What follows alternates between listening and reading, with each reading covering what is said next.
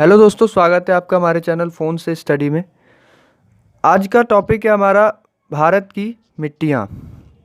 भारत में कितने प्रकार की मिट्टियाँ पाई जाती है आज हम इस वीडियो में जानेंगे और बहुत ही अच्छे तरीके से जानेंगे।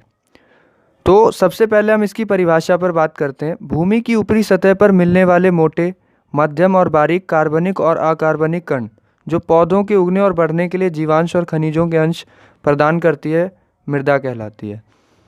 तो इससे हमें क्या समझ में आया? इससे ये समझ में आया कि भूमि की जो ऊपरी सतह होती है उसमें जो जितने भी मोटे, मध्यम और बारीक कार्बनिक और अकार्बनिक कण पाए जाते हैं जो पौधों को उगने और उनके ग्रोथ के लिए बहुत ही हेल्पफुल होते हैं और जो जीवांश और खनिजों के अंश प्रदान करते हैं, वो सारे तत्व मिला जुला रूप में मृदा कहलाते हैं।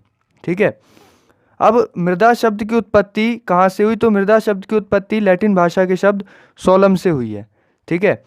सोलम ये एक लैटिन भाषा का बहुत ही प्रचलित शब्द है। सोलम भारतीय कृषि अनुसंधान परिषद ने 1986 में देश में मिट्टियों को 8 प्रमुख वर्गों में बांटा है। जो इंडिया में agriculture head of agriculture department, जिसको हम भारतीय कृषि अनुसंधान परिषद भी कहते हैं, वो 1986 में उसने देश में मिट्टियों को 8 प्रमुख वर्गों में बांटा। वो 8 टाइप्स के बारे में आज मैं आपको इस वीडियो में बताऊंगा। तो सबसे पहले टाइप्स की बात करते हैं। पहला है जलोढ़ मिट्टी। भारत के 43% क्षेत्र में इस मिट्टी का विस्तार है। भारत के 43% कितने 43% क्षेत्र में इस मिट्टी का विस्तार है।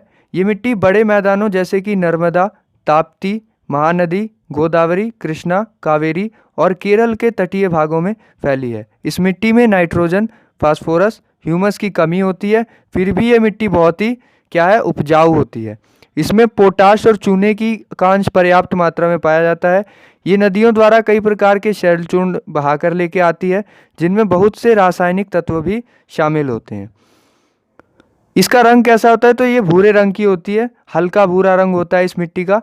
और इसके दो और नाम है जिसे लोग जानते हैं, खादर और बांगर। इस मिट्टी के 2 और नाम है, खादर और बांगर। इसमें गन्ना, गेहूं, तिलहन और दलहन, इन सारी फसलों की खेती की जाती है। तो अब आते हैं अपने नेक्स्ट पॉइंट पे। नेक्स्ट है अपना काली मिट्टी। काली मिट्टी के बारे में थोड़ा जान लेते हैं। तो काली मिट्टी को रेगुर मिट्टी के नाम से भी जाना जाता है। ये मिट्टी ज्वालामुखी के दरारी विस्फोट से निकले पैठिक लावा के जम जाने से बनती है। ज्वालामुखी में जो दरारी विस्फोट होता है उससे जो पैठिक लावा निकलता है और जब वो जम जाता है तो उससे इस मिट्टी का निर्माण होता है। ठीक है। यह भारत के भौगोलिक क्षेत्र में मिट्टी के कुल भाग का 16% है। इसका विस्तार महाराष्ट्र, कर्नाटक, मध्य प्रदेश, गुजरात, राजस्थान, आंध्र प्रदेश, उत्तर प्रदेश में है। यानी कि Bharat central India, south India और नॉर्थ इंडिया और कुछ वेस्ट इंडिया जैसे कि गुजरात, ये सारे जितने भी इंडिया के एरियाज हैं, यहाँ पर काली मिट्टी पाई जाती है और इसी में सारे स्टेट्स के नाम इसमें लिखे हुए हैं। इसमें लंबे समय तक नमी रहती है। लंबे समय तक ये गीली रह सकती है। नमी का मतलब थोड़ा गीला रहता है मिट्टी, तो उसको हम नमी वाली मिट्टी भी कहते हैं। यह गीली होने पर फूल जाती है और सूखी होने पर सिकुड़ जाती है और दरारें पड़ जाती है। इसकी खास बात यह है कि ये जब गीली होती है तो ये फूल जाती है और सूखी होने पर सिकुड़ जाती है और इसमें दरारें पड़ जाती है। इसमें लोहा, पोटाश, चूना, मैग्नीशियम कार्बोनेट की प्रचुर मात्रा पाई जाती है। इसमें पोटाश की मात्रा भी पाई जाती है, लेकिन फास्फोरस, नाइट्रोजन और अन्य जैविक पदार्थों की कमी पाई जाती है। इसमें पानी धारण करने की क्षमता सबसे ज़्यादा होती है। ये एक ध्यान रखने वाली बात है। ठीक है। तो अब आते हैं अपने नेक्स्ट पॉइंट पे, वो है लाल मिट्टी। लाल मिट्टी के बारे में जितना हम जानेंगे वो हमारे लिए है। बात करते हैं लाल मिट्टी के बारे में। तो लाल मिट्टी क्या है कि लाल मिट्टी देश में दूसरी सबसे बड़ी क्षेत्र में पाई जाने वाली मिट्टी है। ये भारत में लगभग 18% भाग पर पाई जाती है। इसमें फास्फोरस, नाइट्रोजन एवं ह्यूमस की कमी होती है। ये दक्कन का पठार, छोटा नागपुर का पठार, गारो, खासी, जयंतिका की पहाड़ी क्षेत्रों, महाराष्ट्र, कर्नाटक के दक्षिण भाग में पाई जाती है। ये मोटे अनाज, दलहन और तिलहन की खेती के लिए बहुत ही उपयुक्त है, बहुत ही उपयुक्त है। ठीक है दोस्तों। और लोहे एवं फेरिक ऑक्साइड की अधिकता के कारण ही इसका क्या रंग होता है? रंग लाल होता है। इसका जो कलर होता है वो लाल होता है। ठीक है।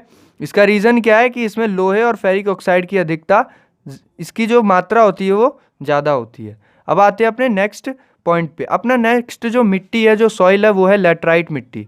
लेटराइट मिट्टी क्या है? ये मिट्टी देश के लगभग 4% भू क्षेत्र पर फैली हुई है। 4% यानी कि 4%, बहुत ही कम एरिया में ये पाई जाती है। इसका निर्माण मानसूनी जलवायु की आर्द्रता और क्रमिक परिवर्तन से होता है।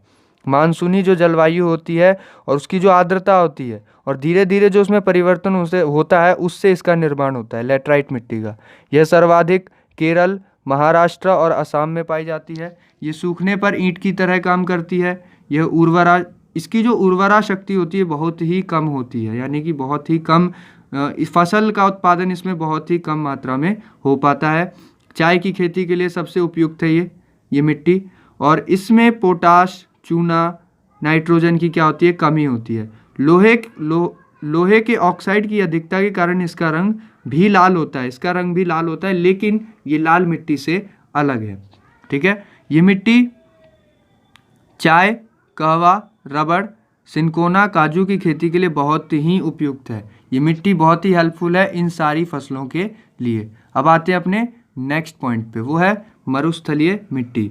मरुस्थलीय मिट्टी, अब जैसे कि मरुस्थल का मतलब ही होता है वो इलाका जो बहुत ही रेगिस्तानी इलाके को मरुस्थल भी कहते हैं। ठीक है, जहाँ पर रिहायशी इलाके बहुत ही कम हो और जहाँ पर लोगों के रहन सहन, मतलब लोगों के निवास स्थान, नगर बहुत ही कम हो, वो सारे एरिया मरुस्थलीय इलाके कहलाते हैं। जैसे कि इस मिट्टी का विकास शुष्क और अर्ध शुष्क क्षेत्रों में, जैसे कि राजस्थान, पश्चिम हरियाणा, दक्षिणी पंजाब और कच्छ में है। ठीक है, ये सारे जो एरियाज इन्होंने बताए, ये सारे बहुत ही गर्म इलाके हैं भारत के। इसमें लोहा और फास्फोरस प्रचुर मात्रा में पाए जाते हैं, लेकिन नाइट्रोजन और ह्यूमस की क्या होती है? कमी होती है। ठीक है, सिंचाई करने पर ये मिट्टी बहुत ही उपजाऊ बन जाती है, जिसमें गेहूं, कपास, ज्वार, बाजरा, चना के लिए बहुत ही उपयुक्त होती है। लेकिन सिंचाई न करने पर ये क्या हो जाती है? बंजर पड़ी रहती है। और बंजर ज़मीन आपको पता है किसी काम की नहीं होती, उस पर फसल का उत्पादन नहीं हो सकता। ठीक है, अब आते हैं अपने नेक्स्ट पे, वो है वनीय मिट्टी। वनीय मिट्टी क्या है? ये मिट्टी पर्वतीय क्षेत्रों में पाई जाती है। कहाँ पाई जाती है? इसकी खास बात यह है कि ये पर्वतीय क्षेत्रों में पाई जाती है। ये मिट्टी मुख्य रूप से क्या होती है? अम्लीय होती है, यानी कि अम्ल का मतलब होता है वो चीज़ जिसका स्वाद खट्टा होता है। तो इसमें पीएच वैल्यू जो होती है वो अम्लीय शो करती है, इसलिए इसको अम्लीय कहा गया है। इसमें पोटाश, चना और फास्फोरस का अभाव होता है। इसमें जीवाश्म की मात्रा अधिक होती है। जीवाश्म का मतलब जो जीव जंतुओं के जो मृत शरीर होते हैं वो इसी मिट्टी में दफन हो जाते हैं, तो वो मिल जाते हैं मिट्टी में, तो वो जीवाश्म कहलाते हैं। इसमें केसर, फूलों की खेती, मेवों की खेती भी होती है। मेवे मतलब जो ड्राई फ्रूट्स होते हैं उनको मेवा कहा जाता है। ठीक है, अब आते हैं नेक्स्ट पे, तो वो है लवणीय मिट्टी। लवणीय मिट्टी क्या होती है?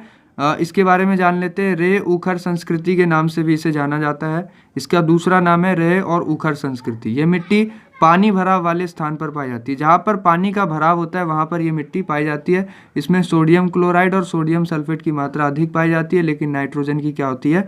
कमी होती है। इसमें नाइट्रोजन बहुत ही कम मात्रा में पाया जाता है। यह एक अनुपजाऊ मृदा है, यहाँ पे फसल का उत्पादन नहीं हो सकता, बहुत ही कम मात्रा में उत्पादन होता है। तटीय क्षेत्रों में इस मिट्टी में नारियल के पेड़ बहुत बड़ी संख्या में पाए जाते हैं।